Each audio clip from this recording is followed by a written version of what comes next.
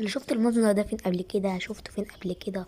ايوه، مش ده المشجع الاسنوي اللي بيفتكر نفسه كل سنه هيكسب الدوري، ويفضل في اول الماتشات يكسب وفي الاخر يتحصى زي الفيل اللي كل ما بيقع من الشجره، وجوارديولا بيكون بعيد عنه قوي وهو بغباء ومستواه ضايع، وبارتيتا اللي واثق فيه ده كل سنه بيفضلوا يفشلوا، وجوارديولا هو اللي بيكسب الدوري في الاخر. افتكرته. انا ما بحبش ارسنال وما بكرهش ارسنال وماليش دعوه بارسنال خالص، بس اتنافست. انا كمشجع ماليش دعوه بالدوري الانجليزي اصلا، وما بحبش حد فيه. اتنافست يا اخي. يا اخي نفسي بقى اشوف ارسنال كده يفضل يكسب حتى لغايه اخر الدوري، مش يكسب اول ماتشين وبعد كده يقع. يا اخي افهم بقى ان كل منافسينك وحشين، ما تبقاش وحش زيهم، وانت مش حلو اصلا، انت احسن الوحشين. فمش هتلاقي حق من جماهير ارسنال اللي بتشتم فيك، ولا جماهير السوشيال ميديا اللي هتفضل سف وتريقة عليك. وكمان انت اللي بتتفرج دلوقتي، ايه اللي منعك تضغط زي اللايك والاشتراك عشان نكمل الحلقة الجميلة دي مع بعض.